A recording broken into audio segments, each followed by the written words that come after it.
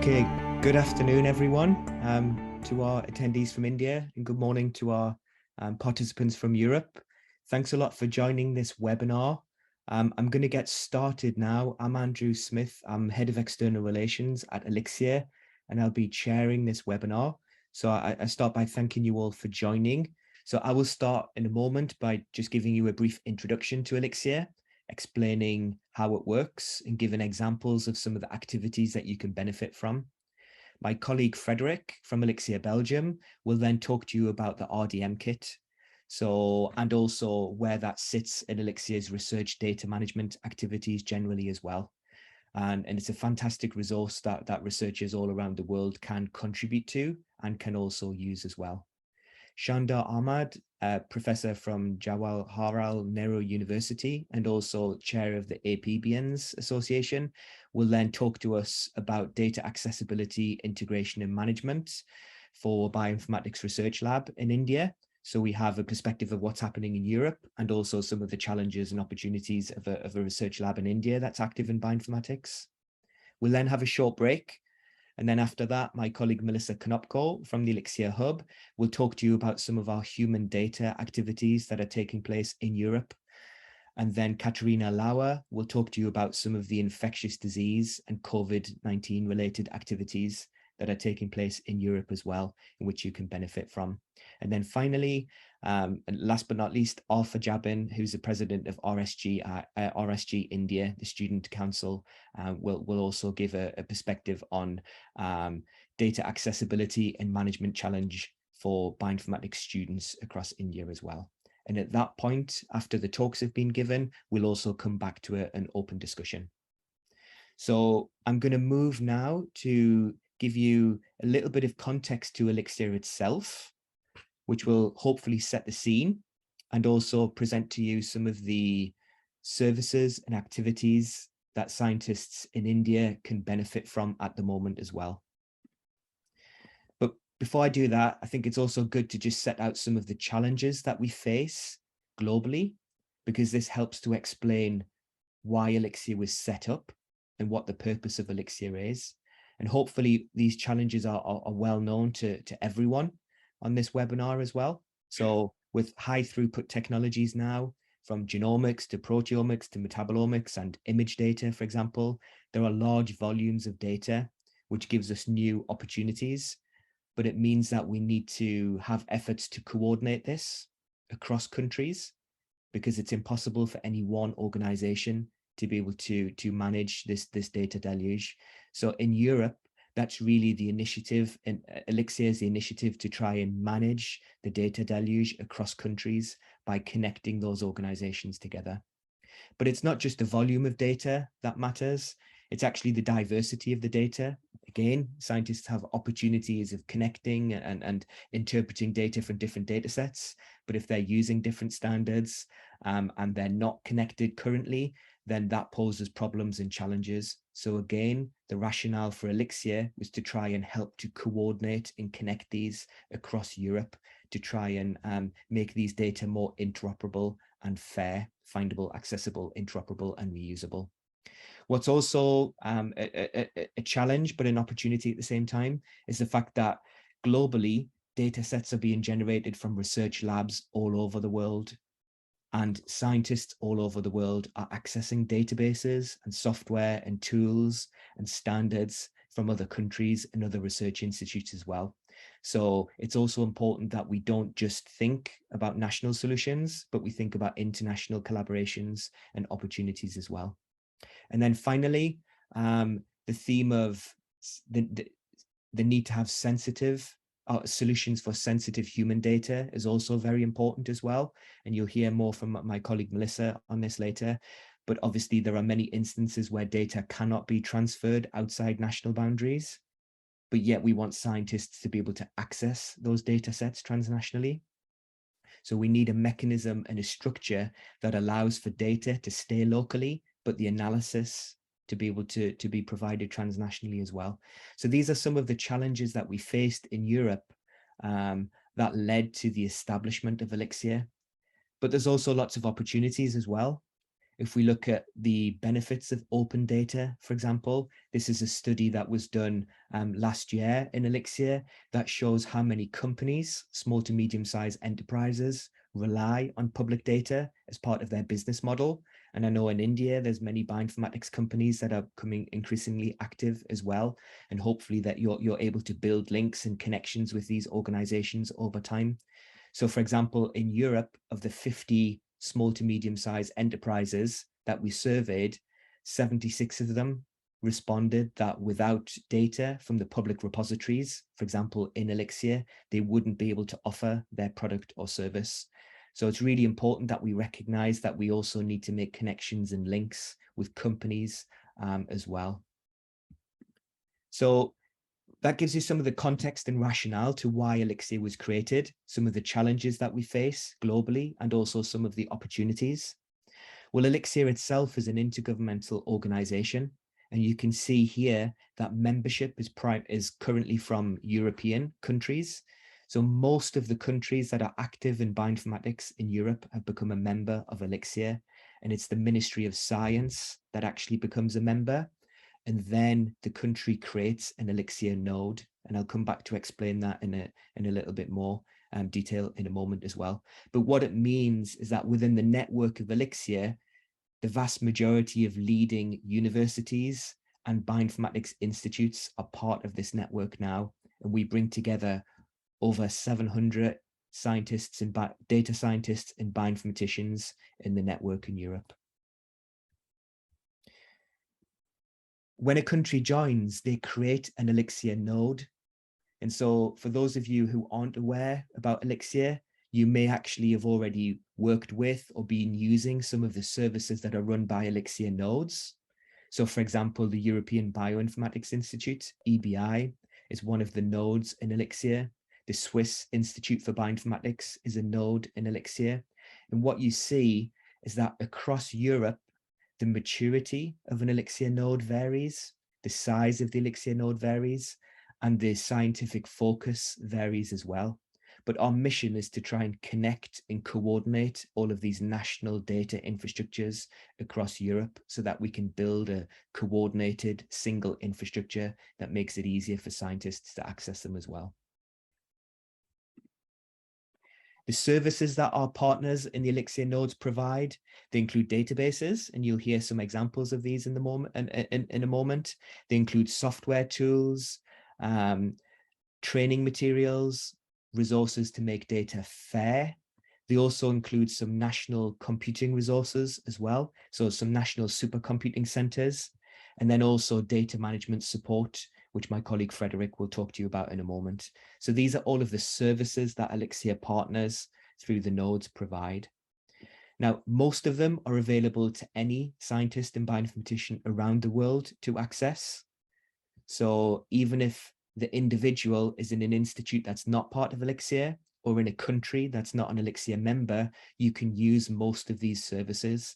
So if you were to check out this page here, what we offer, you can get access to some of the web portals or the guidance documents that we produce and the full list of services in ELIXIR as well. There's only one or two exceptions for some of the national supercomputing facilities. Then there is a user access model where a fee needs to be paid. But for example, the databases, the software tools, the RDM kit that Frederik will mention in a moment, these are all available for free and can be used by scientists around the world. And for many of them, you can also contribute to them as well and help to develop them and give visibility to the bioinformatics resources that you're working on. So please do take a look at this What We Offer page to get a full list of how you can be benefiting from what we're doing. I've mentioned the importance of databases. So in ELIXIR, we have a recommended list of deposition databases. So if you're generating experimental data and you want to make it publicly available for others to use, you can use any one of these databases for free to put your data in. And of course, you can explore data sets in there as well. So for example, if you're generating functional genomics data, we would recommend that you deposit that into Array Express. whereas you'll hear a little bit later about EGA for sensitive human data as well. So we maintain a list and our partners run these deposition databases, which you can store and put in your generated research data if you want to as well. It's similar with resources that we run to help make data fair. So findable, accessible, interoperable, and reusable. So we have a list of recommended resources. So for example, if you want to find out data standards or policies, then you can use fair sharing. It's a resource that you can use to find out, includes a collection of metadata on databases, policies, and standards, or to find what ontology to use to describe your data. For example, you can use the ontology lookup service. So our partners run a huge number of interoperability resources that you can use, and we give you a recommended list of them through this link here, which are all free and available. If you're interested in software, trying to find out what software to use, then we have a registry called BioTools. So and also you can populate your own software. If your research lab is generating your own algorithms and software, you can put them into BioTools as well. That will improve the discoverability of them and allow other scientists in other countries to use them as well. And then also we have a training registry, which you can use. So if you're looking for training materials on a particular resource or on something like, say, statistics, you can browse the ELIXIR training registry to find physical courses or also online materials as well. And also, if you want to contribute to this, you can as well. So for example, our Australian partners, the Australian Biocommons, have developed their own registry based on tests, which is interlinked to it, where Australian training courses are now included in it as well. So you can use this to help find courses that you might be interested in, or students in your team might like to do. And you can also put Indian content into this here as well.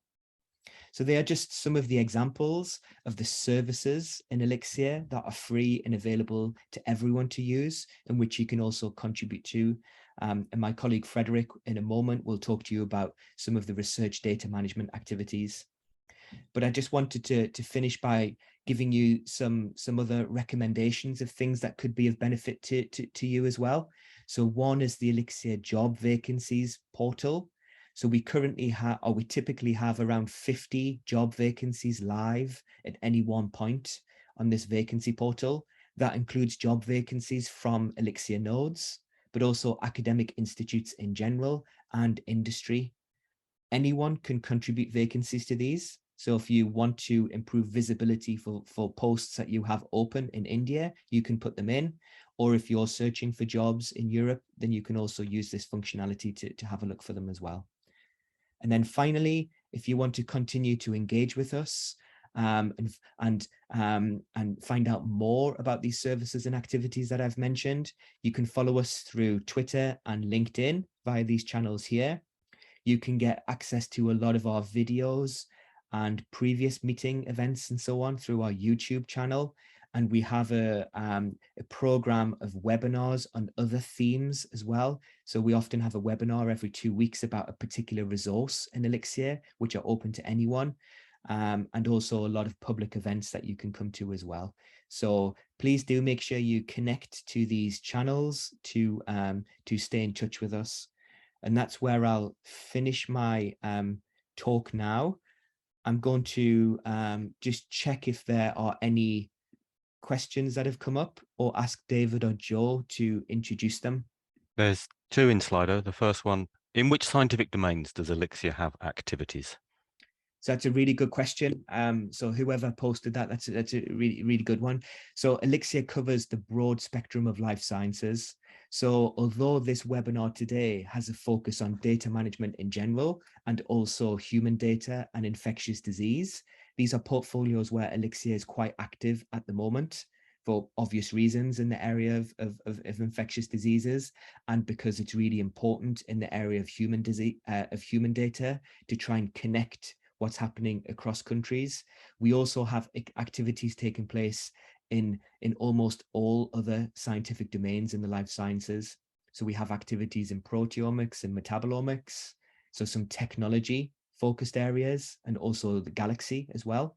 And then we've got activities in domains that go to rare diseases, intrinsically disordered proteins, and then to other non-human areas as well. So for example, systems biology, microbial biotechnology, marine metagenomics, plant sciences. So we focused the content of this first webinar on human data and infectious diseases. But if there's interest, we can certainly think of doing something in future where we introduce you to some of the other thematic areas and domains that we're active in, which might be of interest to scientists in India as well. Frederik, I think I would invite now. Please go ahead. Thank you, Joe. Can you see my slides? Okay, so thanks for the opportunity to present RDM Kit to you. Let me just arrange my screen here that I can see what I'm doing. So I will briefly introduce how we try to provide information around research data management in life sciences for the whole ELIXIR community, and by extension, a worldwide community on this. So kind of the issue that we want to solve is that the data sharing and reuse of data is getting more and more important. These are two examples for the US and Europe. I'm sure it's also the case in Asia, that the expectation from funders is that data is available so others can reuse it. And it's easy to say that, and I mean, most people now are familiar with the FAIR principles to make data findable, accessible, interoperable, and reusable, but actually doing this is not that trivial. And there's a lot of information out there, but where can you start kind of writing your plan on how you will manage your data and actually execute this? Because on the one hand, there's a lot of sources, but it can be overwhelming because there's so much information out there how to do this. And in a lot of cases, this is very generic information at a very high level, where if you have a specific data type, it doesn't really help you further. So what we try to do here is give a guidance and information on the situation in life sciences. And as Andy already showed you, there's a lot of services that ELIXIR provides, and a lot of them are linked to providing FAIR data. I just want to highlight here the trusted repositories that were already mentioned, where you can deposit data to make them findable and accessible. And we, of course, have a lot of expertise if you go through the network of ELIXIR that we have to make such data available and FAIR. But this is an extremely complicated landscape. We have the trusted repositories, but there's also institutional databases or very specialized platforms for example, plant phenotyping data. There's expectations from your funders or from institutions to make data available in specific repositories. There's the generic ones. So there's a whole landscape that we need to navigate. And this is what we're trying to do with RDM Kit. We want to help researchers, data stewards, project managers to navigate this whole landscape and contribute to the FAIR data repository landscape. So the RDM Kit provides guides on the whole aspect of research data management. And we've built this as an online focal point where we bring together guidance, information, best practices, and examples on data management in life sciences. And it's structured in different ways, but one major one is the different aspects of the life cycle of data. You start with planning, you collect your data, you process and analyze it, and at one point you need to preserve and share it so others can reuse it. You need different sources, different information in the different planning phases, and so we try to accommodate throughout the whole life cycle. Of course, RDM Kit doesn't stand on its own. What we aim to do is provide the context so you know what is the best resource to use in your specific circumstance, and signpost to other resources that we have. Andy already mentioned some of them. We have a whole host of registries and repositories that are relevant, and we actively use those, of course, in RDM Kit. Just to give you an idea of its uses, so we started this in about a year and a half ago, March 2020. We've built this during the pandemic, all online, and we by now have 135 contributors, over 90 pages, and a list of 325 tools and resources. There's 8,000 users across the globe, and also we already have participation from Asia and India specifically. There's a little map here where you can see the Google Analytics showing. So, okay, what does it do, RDM Kit? How does it look like? We provide different entry points of getting to this information, and I'll briefly go through these. I already mentioned the data lifecycle, so we have different phases, and we each describe them in detail and provide resources that are relevant. There's examples here are for sharing and reusing. So we give you the guidelines how we in life sciences commonly do data management. But this also requires a different way of presenting the information depending on your role. If you are a data steward with already quite some experience in data management, you might need specific information on a data type or something you're not intimately familiar with, while as a researcher, you might want to have a whole different way of presenting this information. So we try to cater for these different roles depending on what you're trying to do and present the information as convenient as possible to you. There's of course a lot of different domains, and if you're working on plants or on human data, you need different information and different resources are relevant. So we have a growing list of domains that we provide information for. For example, we are now working on the health data page, and we are continuously building this. Next to domain-specific information, there are also a lot of common tasks that are independent of which data type you have or which domain you're from. You need to write a data management plan. Sensitive data can go from human data to IP related data. You need to store your data. You need to assess the quality. All of these things are described in detail in different pages, so we can efficiently keep this up to date and provide this information. Even within Europe, we have 23 members of ELIXIR. There's differences across the countries. If you then go beyond that towards US and, for example, India, there's different ways that people are doing this. There are different repositories that are relevant in some cases. So we need to also have some information on the national resources that are available. And we've solved this by having dedicated pages for countries to give information and forward people to national websites, for example, to get all the details so people can find really the information that is relevant for them. And this might be an opportunity to have a India-specific page here.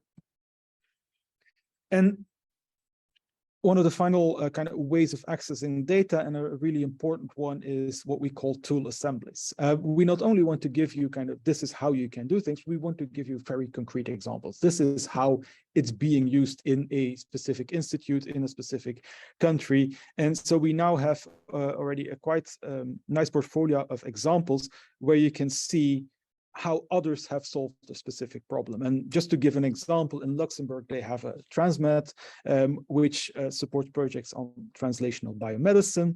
And they have a whole system set up with different resources that are linked together that allow them to solve this problem and provide data management services. We provide a list of these tools. You can see in a graph that's too small here to look in detail, but that gives you an idea of what is or how these are linked together. And we also have there's people behind this, so we can put you in contact with people that have built this, and they can provide information. You can take inspiration of that, or just take this whole setup over if this is relevant for you. And we strongly believe in this approach, as this provides kind of real world examples of how things are working.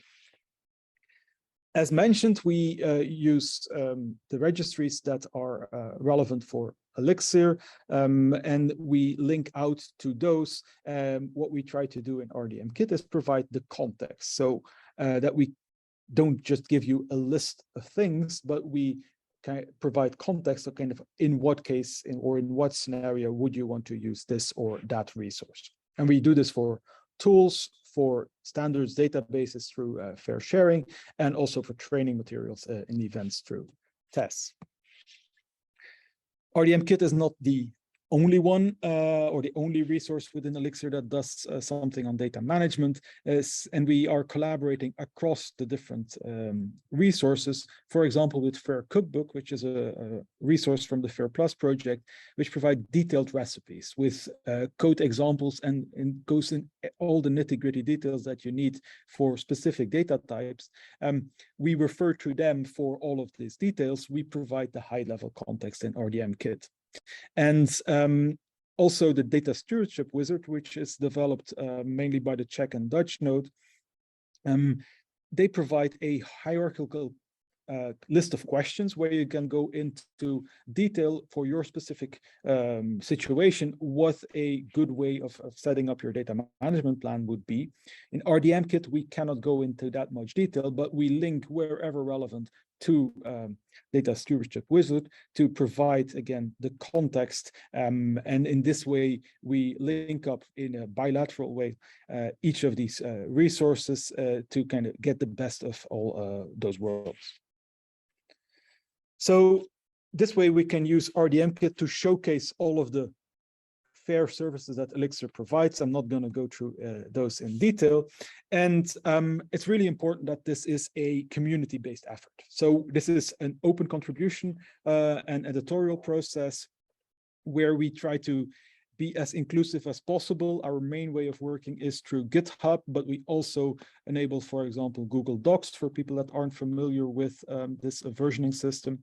And we try to kind of design this that everybody can participate, and of course that it's scalable to sustain long term. We bring people together both online as in person through contentathons to kind of build and maintain the content of RDM Kit, and all of this is described in detail on the website also. We also believe that giving credit to people that have done the work is extremely important. So you'll find this on every page, what people have, which people have contributed. We try to make this as easy as possible, and we allow everybody to participate. We have a code of conduct, and we have described in detail how we kind of manage an editorial and what our editorial processes are. As long as you keep to those, we are welcoming all contributions. And this approach is being kind of spread across different projects. So also within by COVID, we are building similar information for specifically infectious diseases. And towards the future, what do we want to do? We want to expand our contact, more domains, additional communities. I think there's opportunities also for India, for example, to add tool assemblies or national pages. We will keep on refining our processes, build this RDM knowledge commons within ELIXIR, linking up all the relevant resources that we have, and further kind of building our community around this. And with that, I'd like to thank you for your attention. And if you have any questions, don't hesitate to ask them. Many thanks for that, Frederik. That was a really great introduction to the RDM kit. And I think you made a really great point, encouraging scientists to use the RDM kit and also think about contributing to it as well. So that was a really, really great point. I've checked on Slido in the meantime. There is one that's just come in. Do you need to be a member of ELIXIR to contribute to the RDM kit? No. So we are, for example, already working with people in the US. US is not a member. We are kind of collaborating on different fronts, but they're not one of the ELIXIR members. So we are kind of, I mean, as we speak, figuring out how we can do this most efficiently. We have an editorial board. We're discussing having people from the US on this board. So yeah, we can figure out ways working even without being a member. As I said, the main thing is that you can adhere to the code of conduct and the editorial processes that are in place. But we are open for all contributions from across the globe. I would now ask Shandar if you can share your screen, please, and to introduce us to data management and analysis challenges in your lab in India. Thank you. Okay, thank you, Andrew, and thank you, Frederik, for this wonderful start. And I learned many things about RDM Kit. It's very interesting for me. And I'm participating in this as a kind of potential user of this instead of being an expert in this field. So my talk is titled Data Accessibility, Integration, and Management Challenges for a typical bioinformatics researcher such as myself, who runs a small lab here. And I start with a little poetic background, which says, like in the field of biology, we are in a flood of data, and we say data everywhere, training models all galore, accuracies more and more, conflicting claims of being the best. Give me a good hypothesis to test. So the goal of doing the data science in the field of biology is to produce a hypothesis for the biologist to ultimately test it in their laboratory and find out some new knowledge, which will eventually come from the wet lab. But at the same time, we can do theoretical and computational biology to create totally new knowledge without ever having touched this flood where this data is being generated. So this cliche, something that has become a kind of a cliche now, garbage in, garbage out, the GIGO rule of bioinformatics, that if we have a poor data and if we have an incomplete data, or if we have an incoherent and wrongly processed data, the models that we generate, the knowledge that we produce out of them is going to be a garbage. That is the fundamental motivation for people like us to look at the data as users of the data and also look up to the people who are actually producing this data, the primary as well as the derived data. So then having to look at it, what impacts the data quality? Since there are many of us as students here and would like to look at this again, so I'm putting this in this context that the primary reason of the data quality, the primary driver of the data quality is the data collection strategies. Although we are talking today about the data management and data processing and integration issues, but if the collected data, collection data, these strategies that were used in the original data collection were not robust or not appropriate, we would not have all this data. So they are at the heart of the data quality, and that is why we have to again look at that. So data collection usually happens without the involvement of a data scientist, although there is a role for them in such as in the case of clinical trials, in the case of studies which require the involvement of a data scientist right at the stage of data collection, even before that. So, but that is kind of rare for the kind of data that we are dealing with, the kind of data we are talking about today, the human data, the infectious data, etc. So most of the times the data that is generated in these genomics laboratories are generated without consultation with a bioinformatician, and many times an experiment is designed, which is not really the best way to do that, ask the question to the nature. Nonetheless, we have to live with it.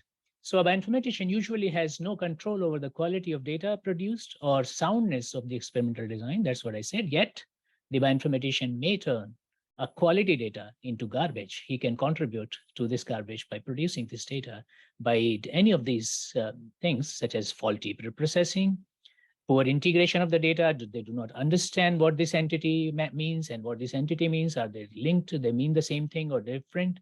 And missing the context of the experiment or the related data which is present elsewhere. So this is the graphics I have used from EBI, which says that the efforts to overcome this and finding out the meaningful data. So I'm talking about metadata here, and a lot of metadata is required for all these issues of data management that are being discussed today.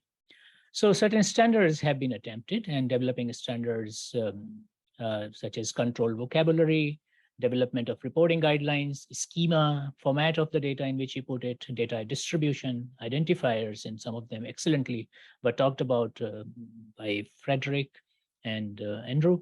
So these are the issues, and some of the examples from very long ago. I mean, some of the early efforts in this direction probably started in 90s, and when protein structure data, there was a standard that was being attempted to develop, like the CIF, which became MMCIF later on, and the minimum standards to store the microarray data. Some of these experiments to standardize data, to improve the data formatting, to vocabulary, etc., did not really succeed. For example, MMCIF probably did not really succeed that much. But we were talking of, we are talking about the times when the data was not really a flood. Data was like the droplets, and therefore people could do away with these standards, which were probably the overhead of moving to these standards were too high for the researchers, and they continued to work in the traditional space of storing and managing their data sets. So in a typical bioinformatics lab, so not just from the perspective of the data management team like yourself, we often have these issues like lack of awareness of standards. A research student and especially people who are producing this data or collecting this data, asking questions to the nature, they may not be aware of what these standards exist, what people have kind of agreed upon how to write our data. So this is today's webinar is an effort in this direction to create that kind of awareness, and that these standards, excellent standards, are available and they have to be adopted. And sometimes these standards are there in people's knowledge, but again, as I said, the overhead to learn them, overhead to implement them for a student, for a researcher is so much that they lead to lack of compliance. They do not really follow the standards. They know that there is a standard to write this data, but they still write the data in their conventional methods that they have adopted.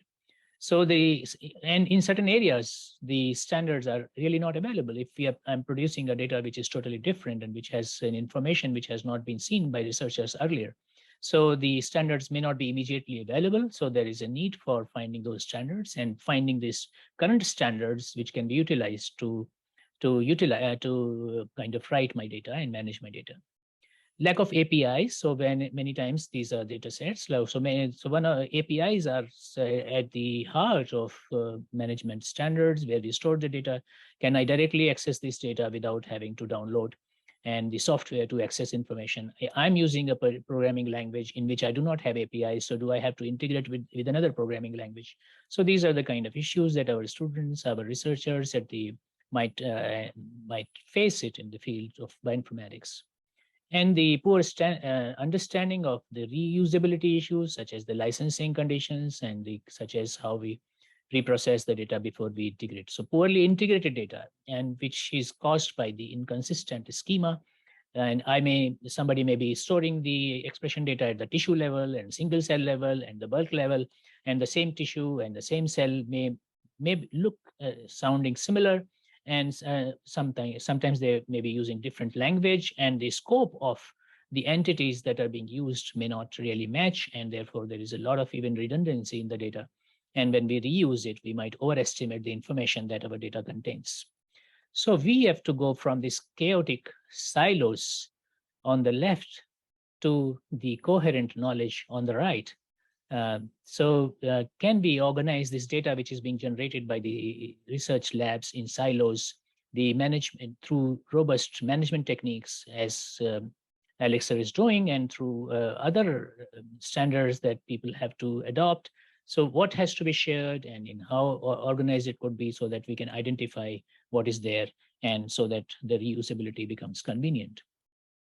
So what do individual research as a kind of consumer of this data? What do I want from this data?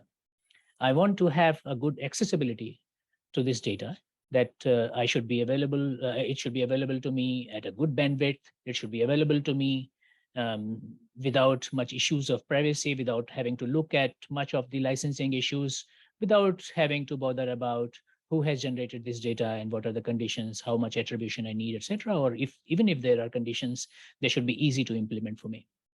And the data that is there with me should have a good metadata. It should have a labeling of the data that should be accurate, should be robust, and the descriptions provided should be also of a high standard, the minimum standards that should be there.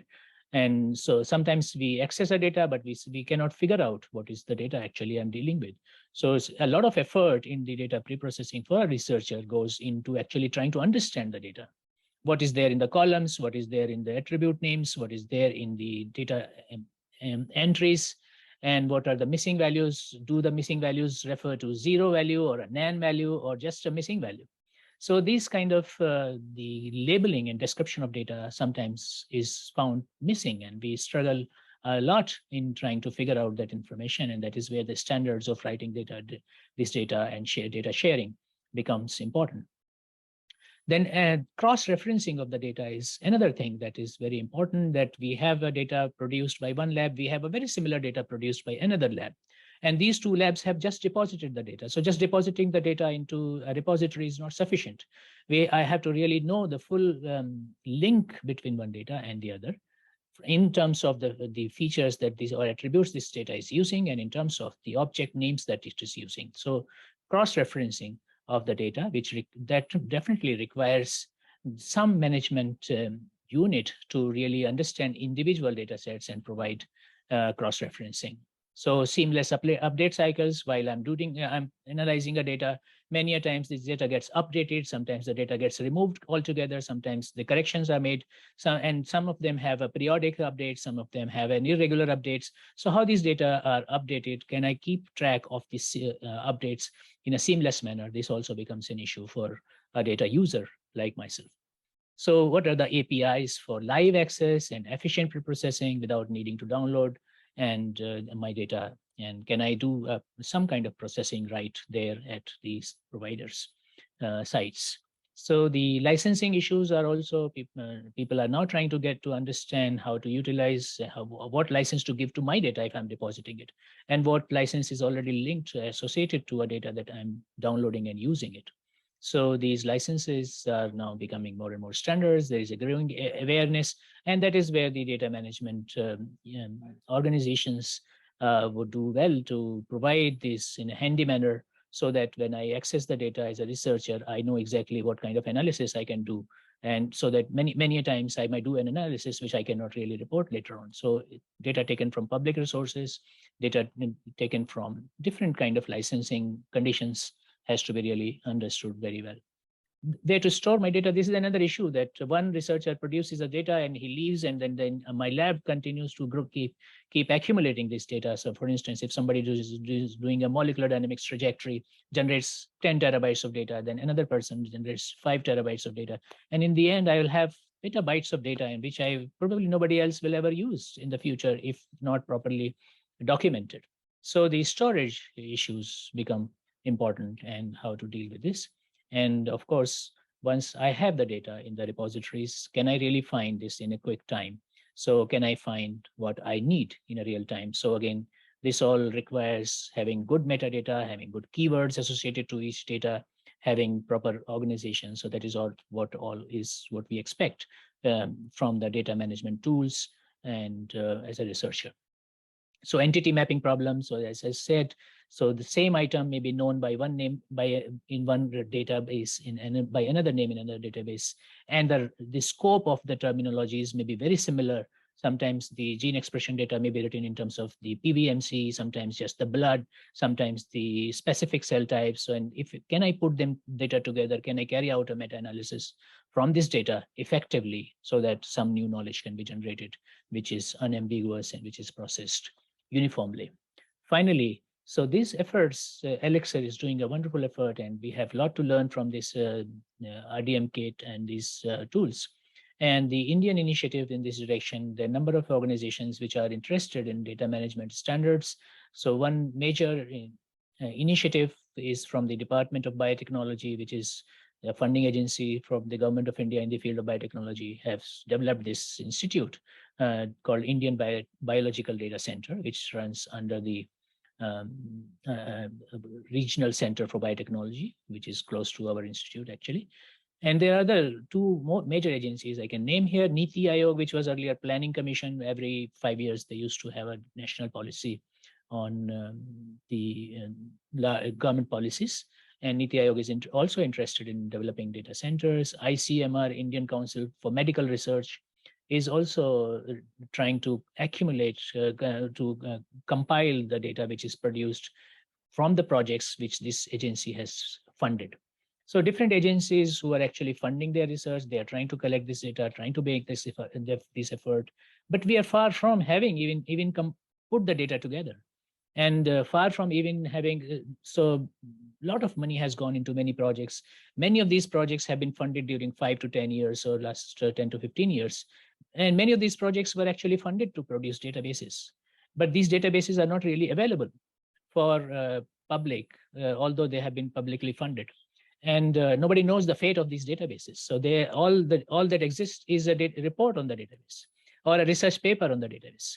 And when we look at when we click on these links in these research papers, we get this old problem of 404 not found. So this kind of issues are faced, and this shows the urgency of the issue. And the lack of awareness of this is another challenge, as we see that this issue about data management and ELIXIR, it has not attracted the kind of audience that a typical webinar in India would attract. Probably because people do not understand the gravity of this issue and how important it is for their research and for the research of others who may be interested in the outcomes that we are generating. So that's why I highlighted the lack of awareness and lack of the consciousness about the data use, what is available and what is needed is a very critical issue for us. So I conclude here without, two main points that come from my discussion and what I said. The data accessibility, integration, and management are key issues of our times in the field of bioinformatics. And we look forward to the standards set by ELIXIR and other Indian agencies in this direction. Thank you very much. Thank you, Shandar. That was really, really great introduction to some of the challenges that you face in your lab, and that I assume are shared by other labs in India. And also some of them will resonate with labs in Europe as well. But it was also nice for you to reflect on probably the lack of awareness of the importance of data management in India. And I think that's an interesting theme. I'm going to open up to see if anyone on the webinar would like to ask you a question. That would be from Indian participants or also colleagues who are joining from Europe. But in the meantime, I just wanted to pick up on one point mentioned at the very end. So you really helpfully described some of the agencies and activities that are trying to coordinate across India, and that's really useful for us to see. Do you feel that the governments themselves, or the ministries, the organizations that provide the funding for bioinformatics, are they producing any guidelines or mandating the deposition of public data? Because we see in Europe that this is happening more in countries and at European funding agencies. And the more it happens, the more it helps to raise awareness. It's not the only solution to this, and there's still lots needs to be done in Europe. But I just wonder if you see, do ministries or funding agencies in India start to become aware themselves of the importance of allowing reuse of data, and therefore start to mandate on individuals' research projects that they should deposit in the public domain and maintain those resources? Yes. So Department of Biotechnology, as I said, is one of the major funding agencies for biotechnology research in India. And I sit in one of their committees to fund research projects. So we have been discussing these issues of data management, depositing this data, and with this intent, this institute of research that I mentioned about has been developed, the data center of DBT. Progress has been good so far, but I think so far we have not mandated every research project to deposit their data into this. So far, most of this is going in a voluntary manner. So one thing that comes in, the balancing act has to be done is in terms of the privacy of the data. There is a concern whether for instance, if we have SNPs data about populations, if we have the genomics data about which may be relevant for personalized medicine. So this raises the issues of do we really want to make this data public, and do we want to keep it centrally located?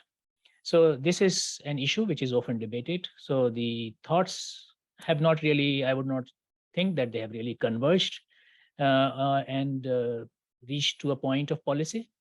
And this decision will be definitely taken at the highest level. But from the researcher's point of view, the person who generates the data, sometimes he may not be confident about his data, that the data that he's reporting is of the really a good, is of the quality that is that it will be subjected. So sometimes we produce a software and we produce a data anywhere in the world, and perhaps similarly in our country. Researchers may have some kind of sense of protection, so that their data and their software are not scrutinized too much. So there is this particular aspect and usability of the aspect. And sometimes we do not have a very good system to upload. And but it is, I think these are the temporary issues. In the long run, we have to move on to deposit these. We can't just store the data. We can't just keep on producing and data and wasting it. It's a huge wastage of resources. I'm going to ask now my colleague Melissa to share her screen and to talk to us about some of the work that's being done in Europe to coordinate a genomics data infrastructure. Thank you, Melissa. Thanks, Andy. It's been really great to hear a lot of the discussions that have been happening already. It does seem like there's going to be some real value into what I'm sharing here. My name is Melissa. I work in the Human Genomics and Translational Data team. And what we do in our team is we are working to construct and operate a sustainable infrastructure for human genomics and translational data. And that's here in Europe, but of course, it will be most successful if we can create this in a way that connects across the globe. And we are interested primarily in scientific research. We want to make sure that the data that we're going to be using and creating in the infrastructure translates into medicine.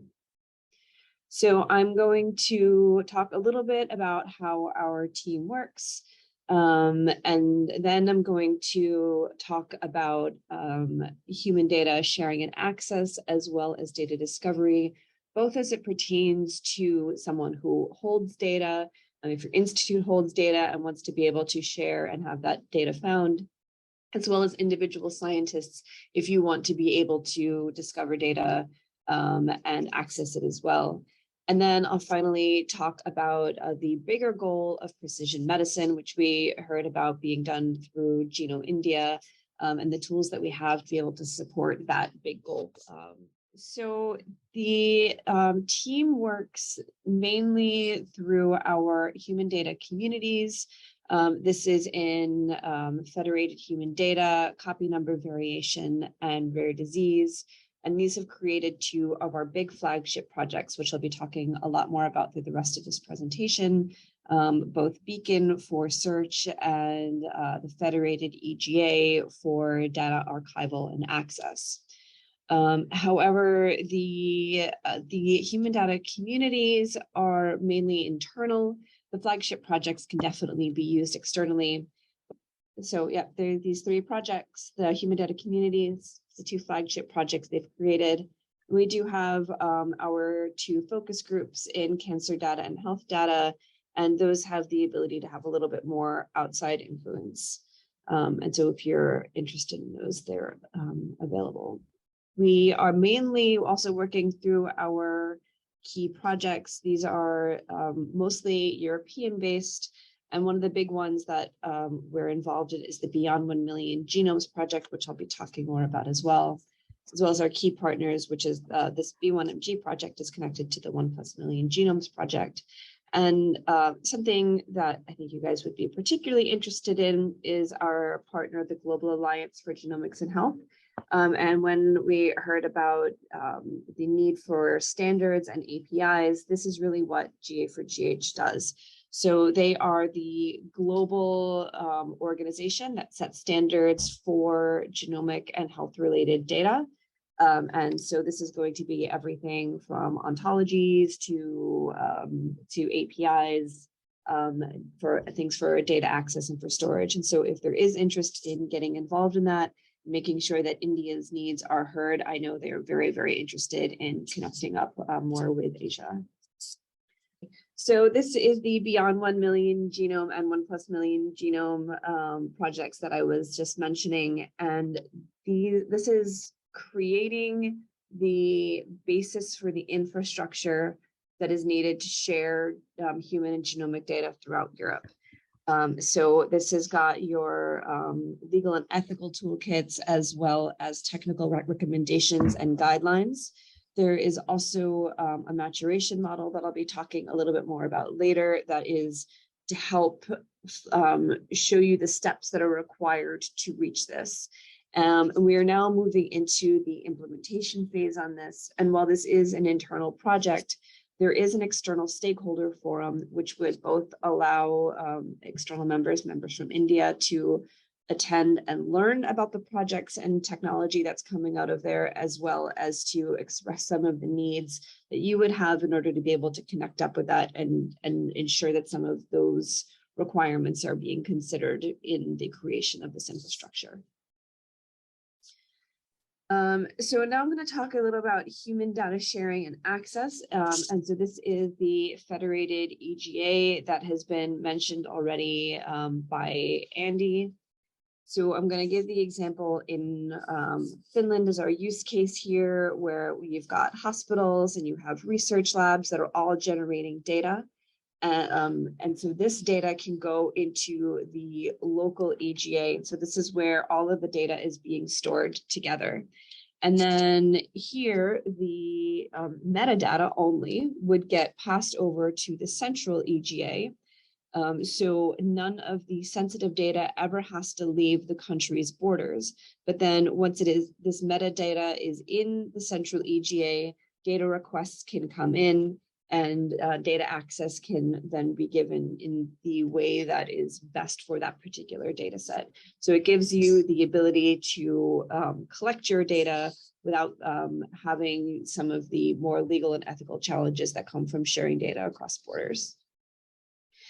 There was a question before about beacons, so I'm going to talk about that now. This is a tool for data discovery. It is specifically for finding genetic variants.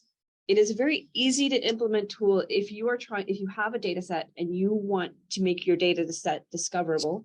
It's really easy to implement a beacon over it to allow others to find it. And it also ends up increasing the efficiency for data access requests to come in, because someone can find the data and then very easily send a request in to access it. As an individual user who is looking for this, you don't have anything to implement. You can just go directly to the Beacon website, and you can do a really simple search in order to find the data that you're looking for in human data. And this is going to cover both genomic data, and it's recently expanded to cover relevant metadata, such as phenotypes. So you can start to do more robust and complete searches on here as an individual looking for certain genetic variants. So the kind of start to finish thing that you have here is you've got someone can use a beacon in order to discover data, and then they can send an access request in to the federated EGA, and that is where the data is going to be archived. And then this data can go to a cloud computing environment. This means that you never actually have to download the data onto your computer. It gives the people who are controlling the data the ability to ensure that it's going to be safer, and it gives you the ability to do all of your research in a more robust environment. And for the examples we have here are European ones, but this can be sent to whatever cloud computing environment meets the requirements. Underneath here, we have listed a whole bunch of the standards from the Global Alliance for Genomics and Health that I mentioned before, that standard setting organization. So a lot of the tools and services that we have through ELIXIR are going to be based on these global standards. And so finally, I wanted to talk about the major goal of personalized medicine. So trying to build something as complex as national or even regional personalized medicine has a lot of different moving parts, both within research as well as in the medical side. So how do you build an entire roadmap that is structured and is going to be harmonized with the rest of the international community? We have a set of 3 maturity models which can help support this. And what a maturity model is it gives you a guide showing you the steps that need to be done in order to reach this goal. And you can analyze where you are now and then use this to build a personalized roadmap that meets your specific needs in order to reach that higher goal. So there are different ways to get involved. One is if you are representing an institution or if you're representing a region and you would like to start getting your data shared, you can use a maturation model. And there are 3 of these. One is the Beyond 1 Million Genomes one that I mentioned previously. And this one is focused on personalized medicine. So it's more of the clinical side, but still connects up with research.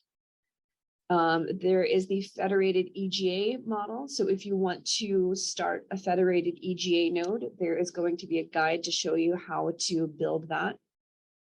And then there's one that is from ELIXIR that is focused more on the research side at a regional or national level in order to help connect up with the ELIXIR network and infrastructure. And if you're interested in any of these, I highly recommend getting in touch with me and I can connect you to these.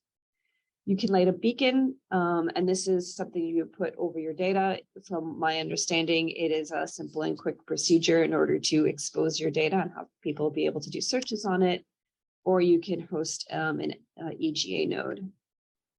As an individual, you can join an ELIXIR focus group.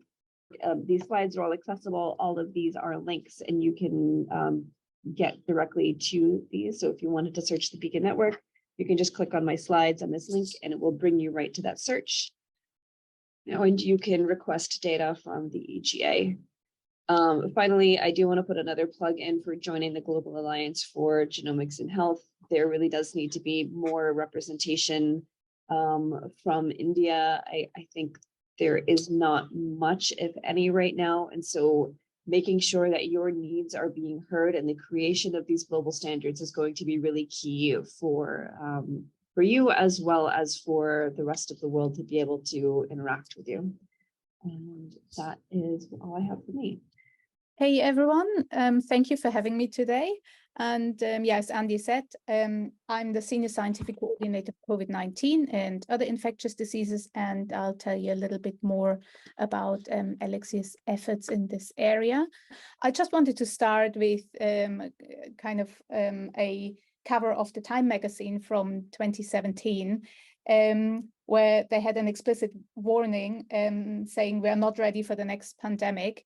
And it seems they were right. So the question is really not if the next pandemic will happen, but when. And we've seen that over the last years that we have recurring outbreaks of infectious diseases. So ELIXIR develops open infrastructure to deal with the next pathogen and to deal with ongoing infectious disease outbreaks and diseases in general. So how do we do that, and why do we think it is important to invest time and effort into this scientific field? And just again to emphasize here, we really want to adhere to open science because we think this is really something that will drive, kind of drive the response to those kind of pathogens and pandemics. So ELIXIR offers services in the areas of training, collaboration, community building, and technical and scientific services to really tackle infectious diseases and improving pandemic preparedness. And I will tell you a little bit more about exactly those kind of services and products. So I have categorized these into 3 areas. So ELIXIR can help you to manage your data and increase the value of your data by depositing them into open, high-quality databases and repositories. And similar to publishing in high-impact journals, you know, if you make your data openly available at a certain quality level, this will give you visibility ultimately when other people can reuse that data. Then on the user side, we have a lot of high quality data available openly and freely in ELIXIR and those databases. And the data here can span from imaging data to protein data to transcriptomics data, or for example, nucleotide sequence data. And on top of that, we offer freely available services to analyze your data using open source workflows and other analysis tools. And often they also contain training packages that help you with the usage of those analysis tools. So if you want to find out what is available for you to use or how you can deposit your data, we have created a page on the ELIXIR website that summarizes all those services. So this is a screenshot of the page, and you can see the link to the page on the bottom of the slide. So as you can see, we've categorized it into different areas, like finding a database to store your data, or find software and workflows to analyze your data. And it will give you an overview of all the different services you can make use of. So coming back to ELIXIR and more the ELIXIR community and what is going on and has been happening in response to COVID-19 and then other infectious diseases. So we have we had already ongoing projects you might have heard of, and Andy probably has mentioned them as well in his presentation previously, such as EOSC Live. This is the European Open Science Cloud, or an ELIXIR member project called ELIXIR Converge. So in those areas, we had received an uplift of funding for integration of clinical trial data, and for example, for SARS-CoV-2 variant data mobilization, data brokering into the European Genome Archive, and also had received funding for a project that is aiming to create a multidisciplinary data ecosystem for COVID-19 data across different fields such as public health, biomolecular data, and social sciences.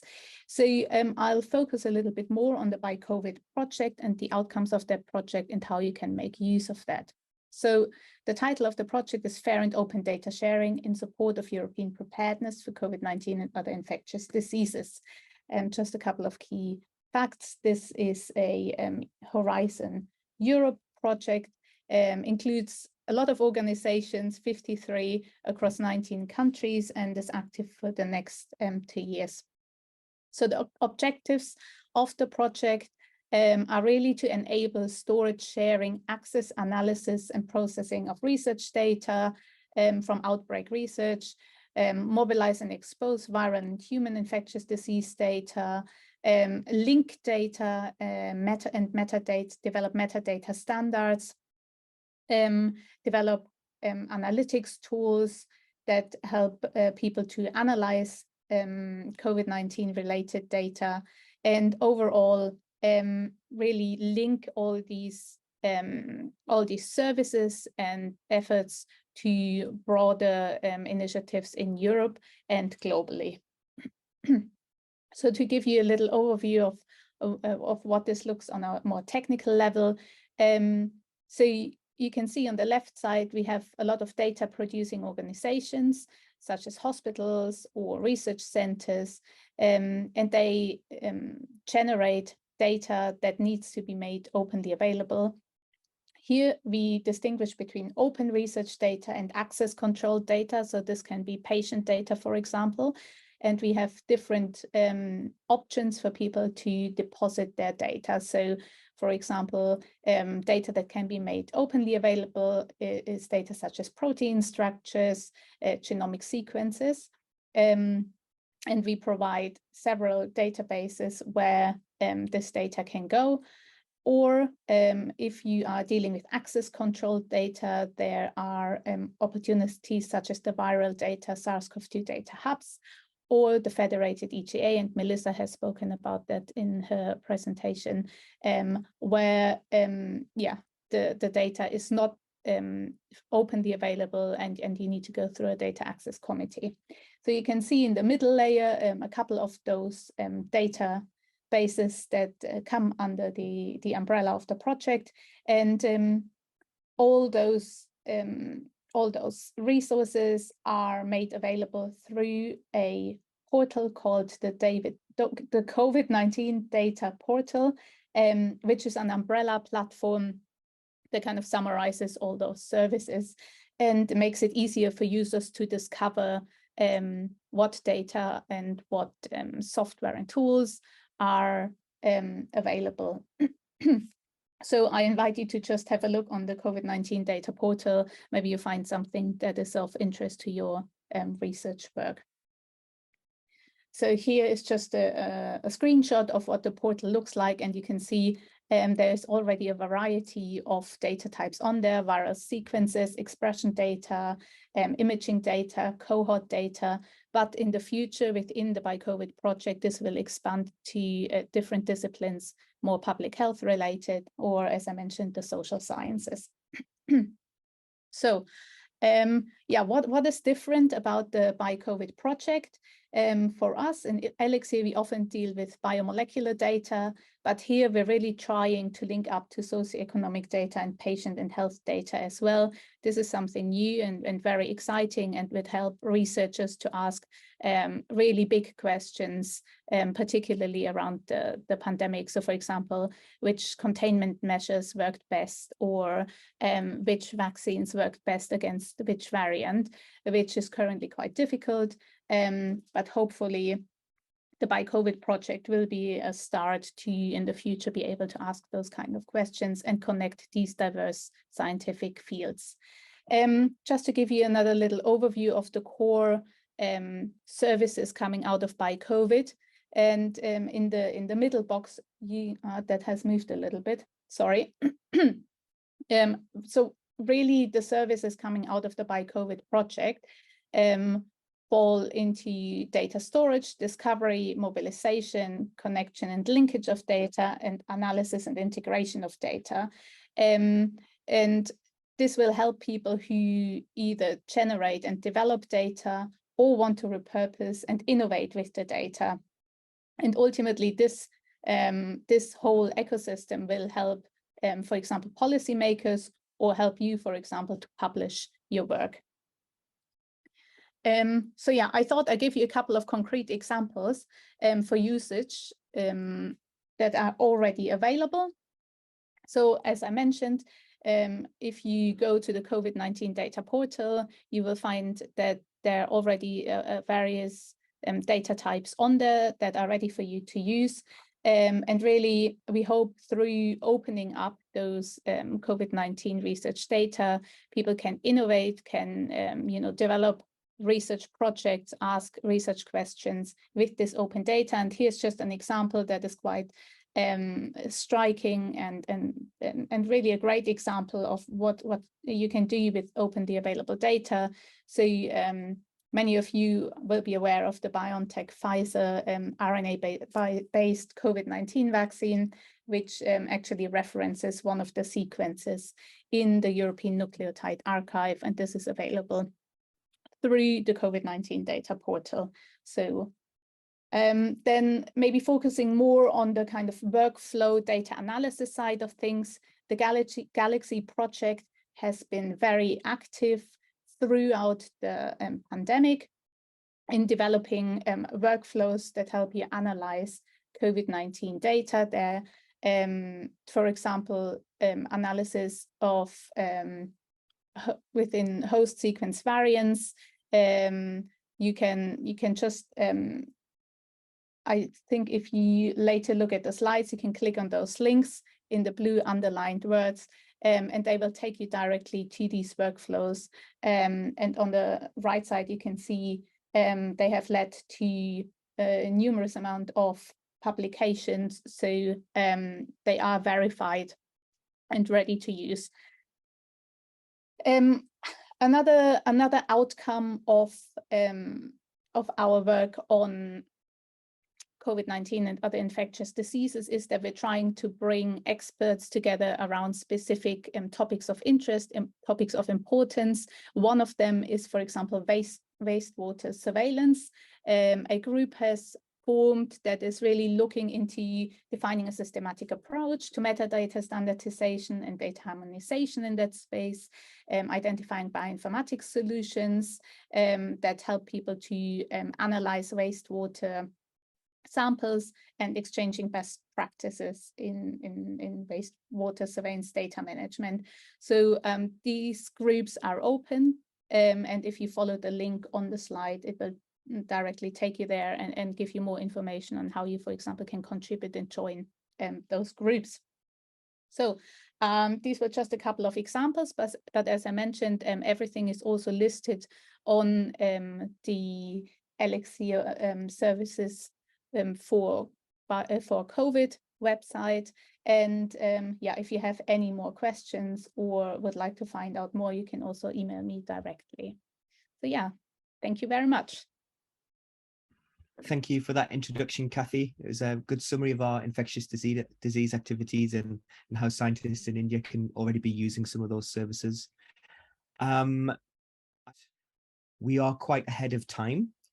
And actually, I think it would be interesting to see if we can find out a bit more about what's happening in India in terms of COVID or infectious disease data sharing. So I'm actually going to ask either Shandar or Arfa or anyone from India on the call if they could maybe summarize if there are any pan-Indian efforts around infectious disease. And if I think back to your last slide, Shandar, I think you mentioned one of the initiatives in India that had a use case or activity around COVID-19.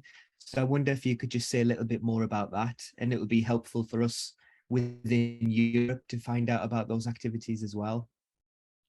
So I'm aware of two major agencies who have stakes in this kind of activities. One is the Department of Biotechnology.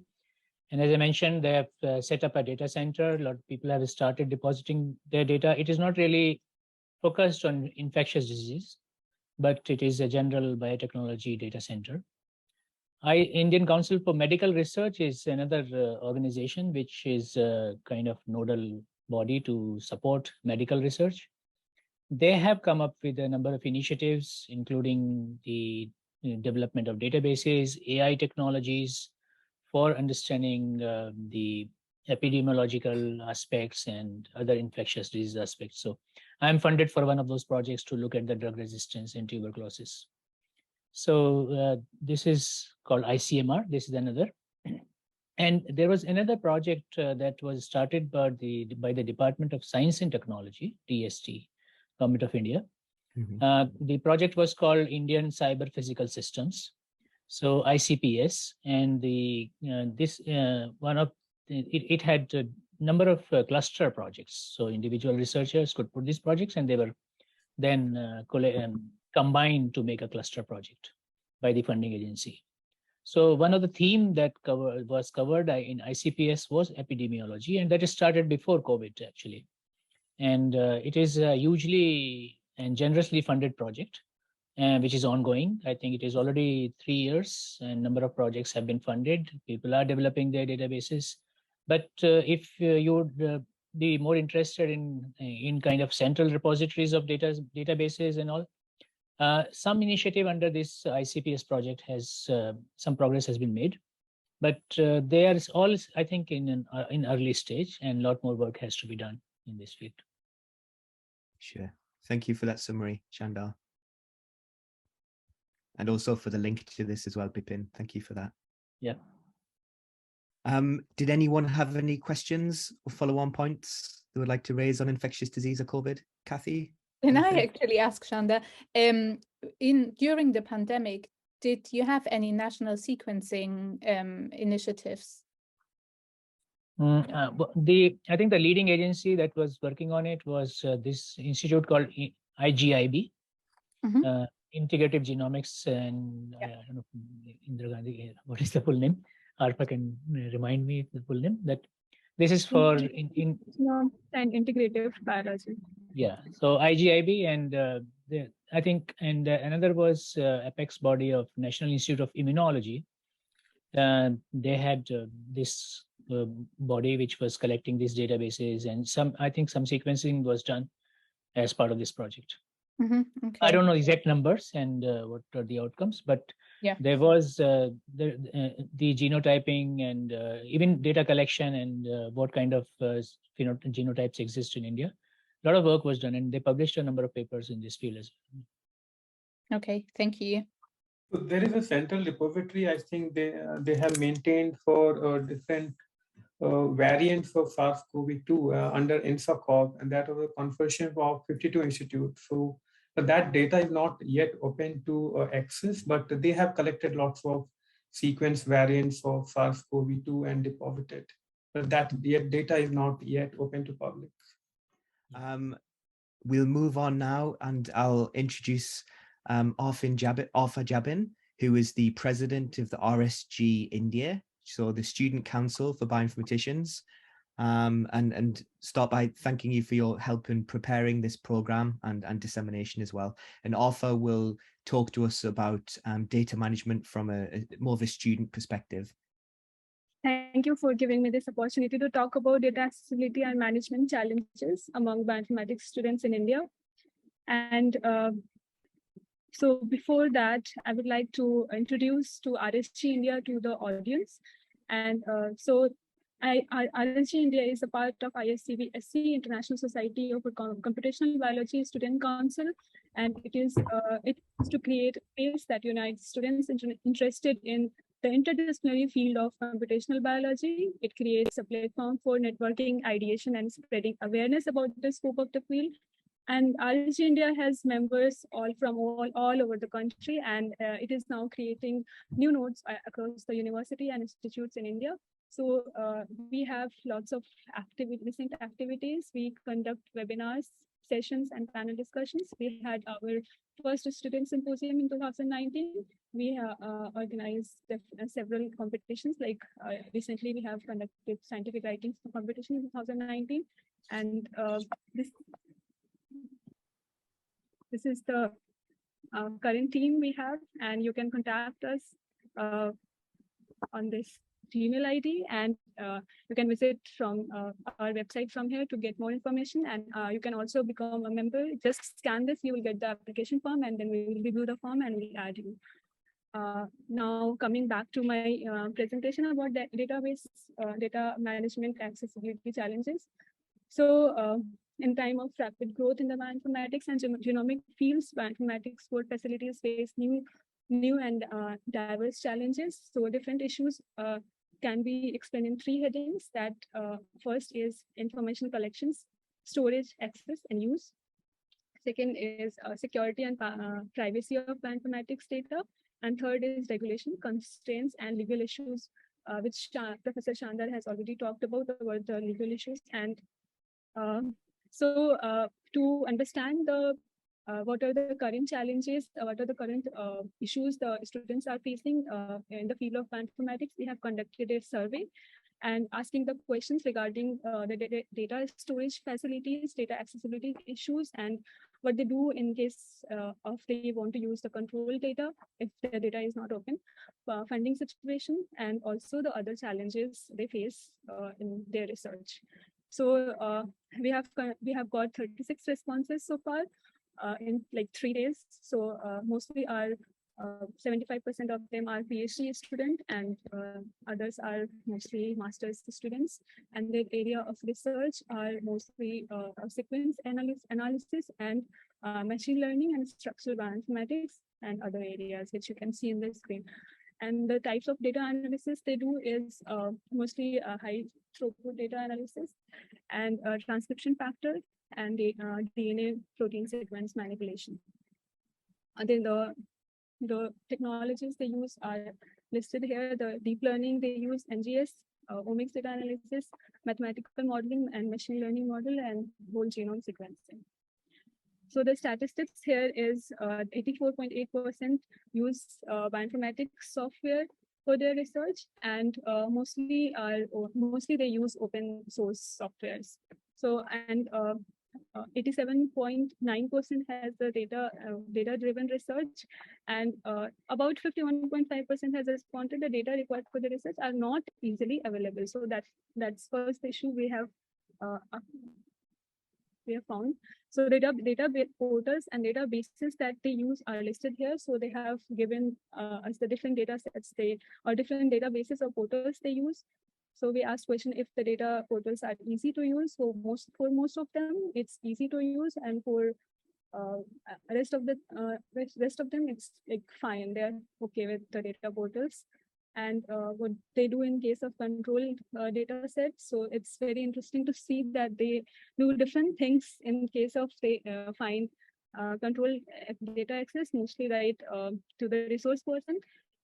Also, they contact the supervisor. Also, they sometimes they avoid using the control data set. So that could be the issue also we have found.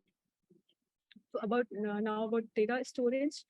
So we asked question about how do you store the data. So it's very interesting that most of the students store the data locally. So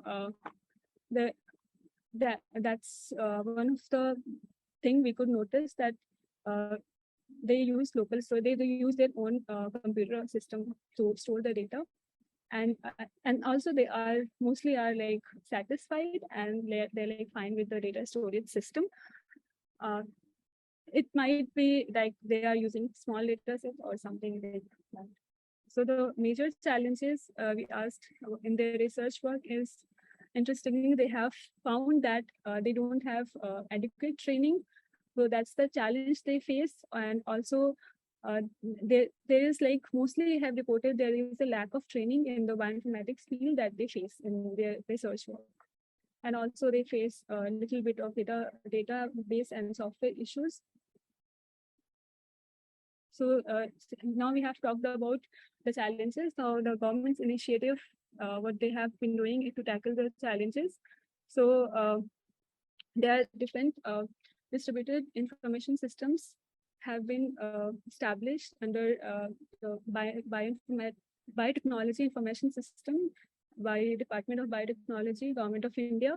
So these centers have the two aims: to carry out research in specialized areas and provide bioinformatics support and services to the scientific community at large. So there are the network centers have like Center of Excellence Distributed Information Centers and several distributed information sub-centers. So there are 150 bioinformatics centers across the country. So these are pointed here where the centers are like DICs. And there are other programs and facilities that they have been doing, like the Manav Women at Last Initiative, Indo-Japan DA Center program, and DBT Apex BTIC, Northwestern Himalayan Bioinformatics Kit. You can find more about these initiatives on this link. So, and in conclusion, I could say that the students have been facing the problem with how to handle unstructured, unprocessed, and incoherent data, and how to use bioinformatics tools, as there is a lack of training. And since there is a lack of training, there is a need of experts who are from bioinformatics domain and also from basic areas of biology, mathematics, statistics, computer science, and information technology. And also India is already has been taking lots of steps to tackle those challenges that we have talked about necessary infrastructure and training programs in this area. And I think there will be a growth of bioinformatics and biotechnology in the country. Thank you. Thank you very much, Arfa. That's a really nice summary. Thank you for that. I do have a question that I would like to ask. So it was really nice to see the statistical analysis of how students think about the databases and so on. And you stressed that training is an area where most student bioinformaticians would like help and support and so on. And I would just say that this is an area where ELIXIR members are very active as well, because training is quite a large part of our activities. And I'll be happy to put you in contact with some of our training experts in ELIXIR as well. They collaborate globally through an initiative called Goblet, which you might be aware of and might be involved in anyway. And also there are opportunities to discuss with them and learn from our training experts as well. So I'll be happy to follow up afterwards and put you in contact with them as well, because it's an important theme for ELIXIR, and it's quite clear that it's important for India as well. I think there was one question that was still outstanding from Slido from earlier in the day. I'm happy to answer this question because it relates to funding. So the question was whether ELIXIR itself provides funding opportunities. The short answer is yes, but it only provides funding opportunities to the countries that are a member. So we do have a mechanism to provide funding to the countries that are part of ELIXIR to help connect their activities across countries. So we have a technical budget that we can commit on bioinformatics projects to link together databases or put the training experts together as well. So although we do have this mechanism, unfortunately, it is only available to countries that are ELIXIR members. We are very active in applying for EU funding, so from the European Commission, and of course, any country, well, most countries in the world can also take part in those projects.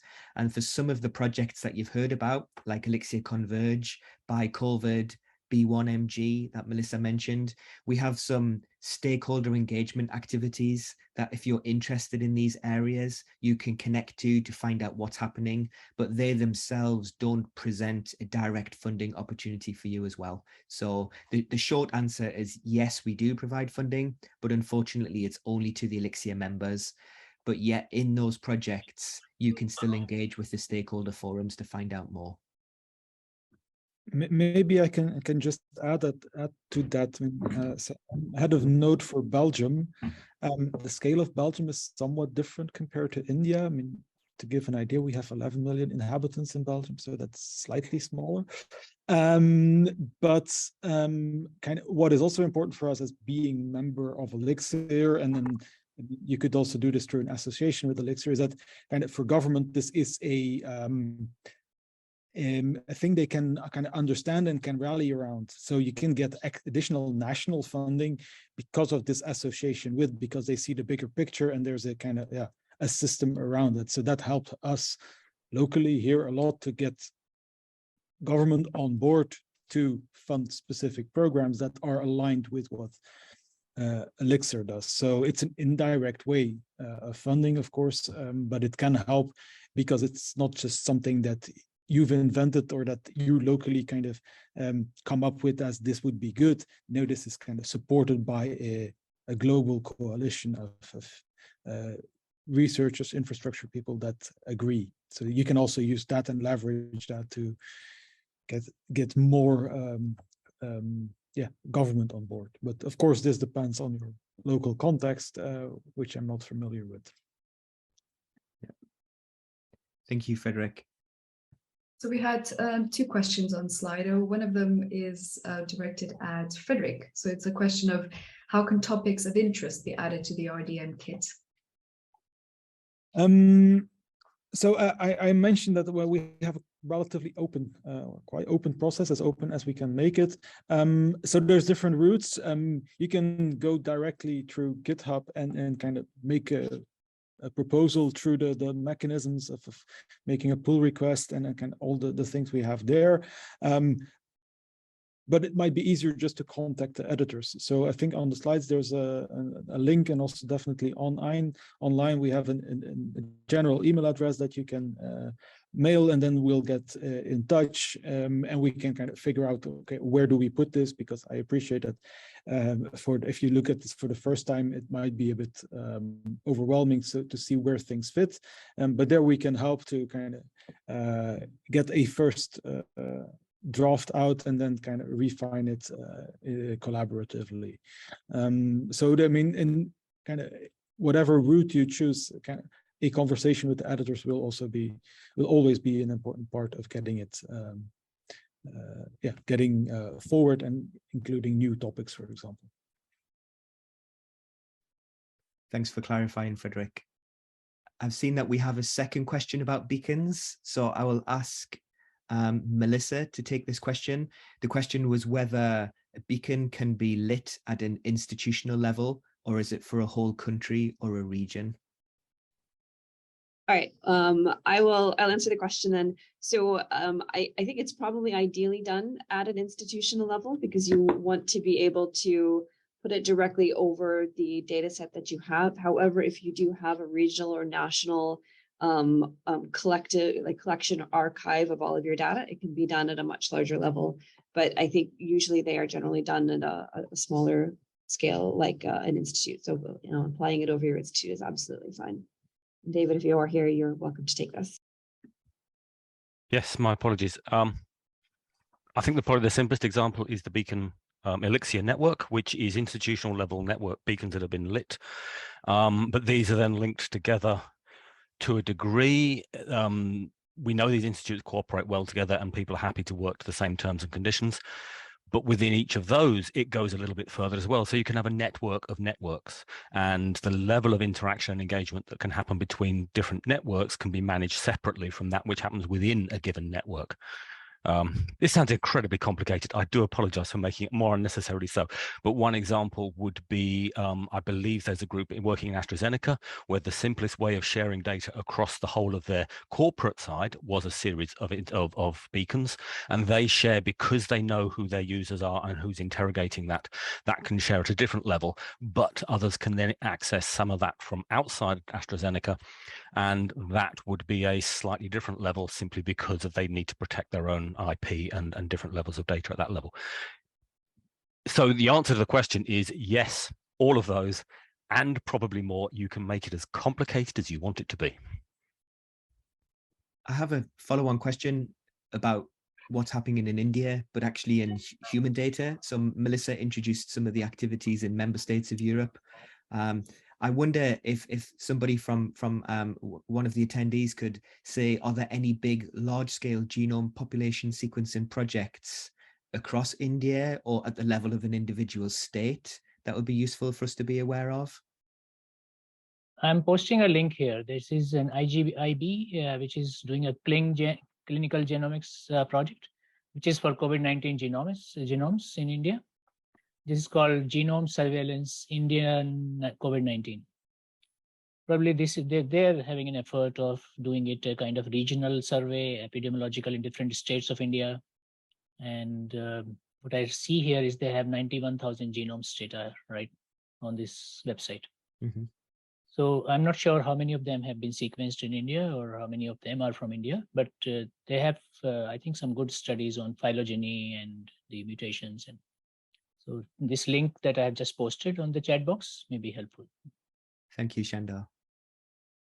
And Andy, I believe there is a project called Genome India that's going on. That the current plan is to sequence about 20,000 human genomes across the several states, with the overall goal of being able to understand where which populations might be more susceptible to certain diseases, as well as to have the future goal of precision medicine. But that's really all I was able to get from the website. So if there's anyone here who knows more about it, I'd be really happy to hear more.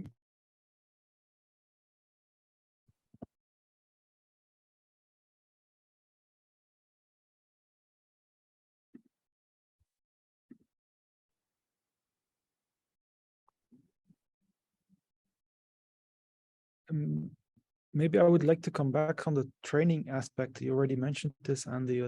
I mean, this might be a good way of getting some collaboration started without having a lot of kind of formalities that we need to go through and kind of get things going. I mean, there's a number of things that we could do around data management or data analysis. Experience is, so we've done this already for data analysis with Galaxy. I'm also involved in the Galaxy project. We had lots of participation from India, but it's very hard to kind of figure out for us how things are organized, because a lot of people use their private Gmail addresses, or I mean, we have no clue kind of where people are, if this is if people from the same institute, if they're spread across, if they're students, if they're postdocs. I mean, we have no clue whatsoever, which makes it hard to kind of follow up on things because there's no structure there.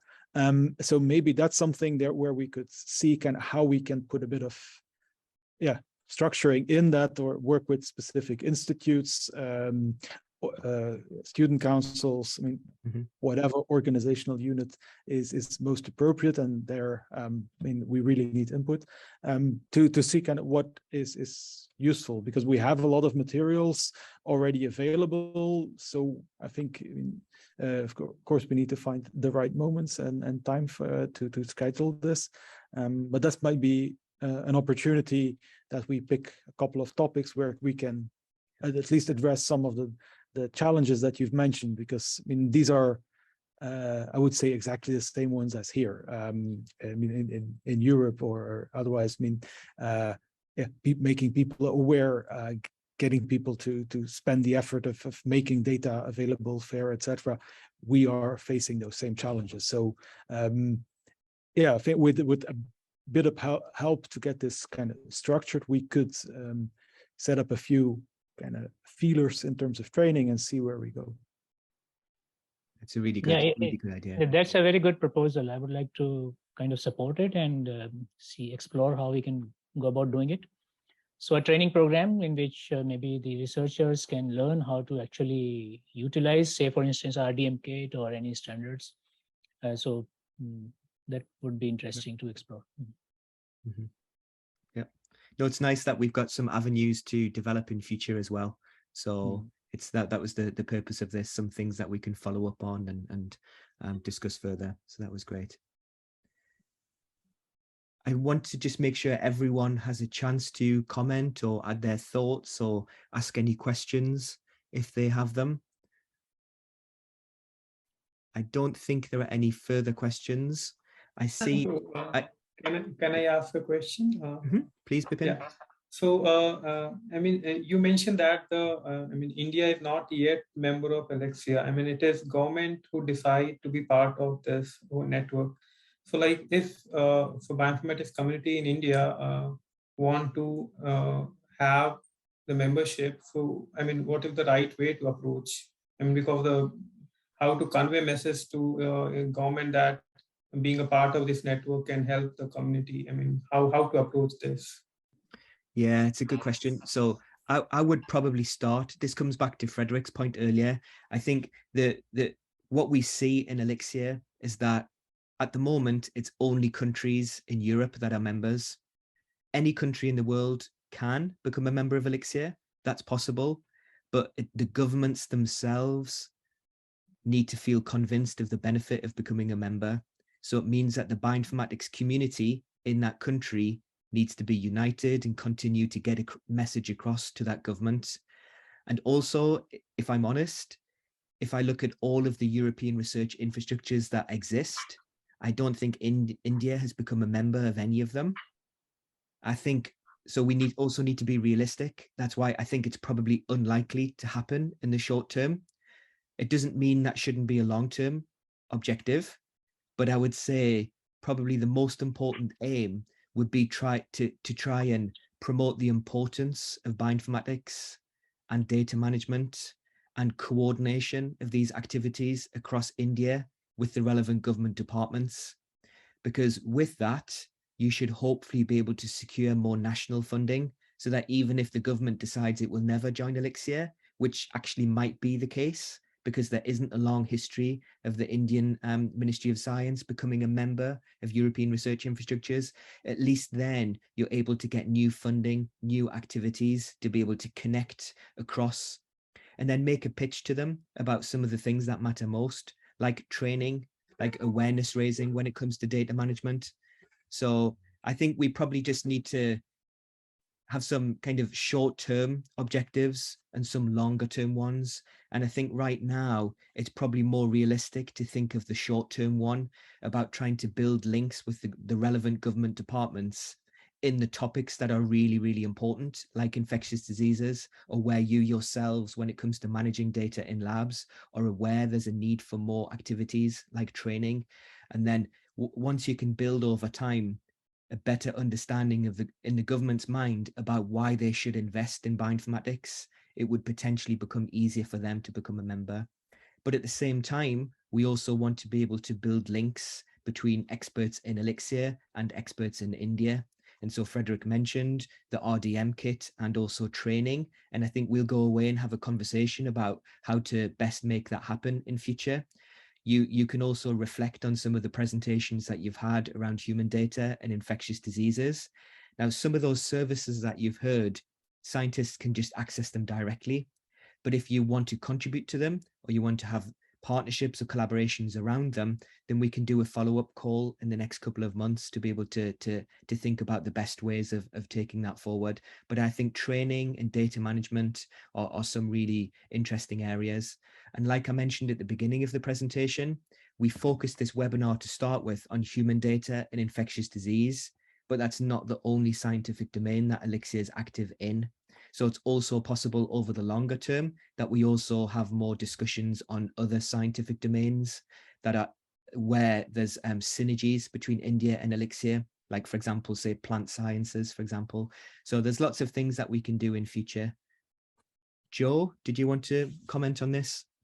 Well, I actually had another question. It was something that popped up earlier, but I saw that it's also just been posted on Slido, which was in relation to ELIXIR focus groups and how they work, how that's basically how external people that are not members of ELIXIR can get engaged. Shall I answer this, and then maybe Melissa can comment as well, because her team manages some of the focus groups in the area of human data. So in ELIXIR, we have different structures that bring together the experts from ELIXIR. So we have what we call platforms for data, for tools, for training. And what they do, they give us an organizational structure to bring together experts in those areas, to develop a vision, and then to implement activities in those fields. We also have something called communities, which are covering specific domains. So for example, Frederik mentioned Galaxy. That's an area where we're very active in ELIXIR and where there's also interest in India. We have them for human data, like Melissa mentioned. So we've got these domain-specific groups where we bring together experts, and it is possible for experts outside ELIXIR to become a member of those communities. And we also have focus groups, which are shorter term groups that are set up for a specific purpose. So for example, we have one on AI and machine learning. We have one for biodiversity. And the idea is that we bring together experts in ELIXIR, and that can include experts externally, and they should make a recommendation about how ELIXIR should get active in this scientific domain in future. And so that could set the foundation for future activities in this field. So there's a lot of these in the area of human genomics that Melissa's presented, rare diseases, intrinsically disordered proteins, health data, and so on. So you can check out our website, and Joe's helpfully included the link. So you can see these communities and those focus groups as well. And then you have the opportunity of applying to become a member of them if you wish. Melissa, did you want to add anything there? No, there's not much. I mean, the two focus groups that the human data group are involved in is cancer data and health data. So I know that there's a lot of really big interest there. These are big topics. And so we would welcome people expressing interest in helping us out with these. And then I would also like to thank colleagues from ELIXIR for joining and giving up your time to prepare this and present as well. So thanks a lot, everyone, for coming, and I hope you found that useful. Thank you. Thank you. Thanks. Bye.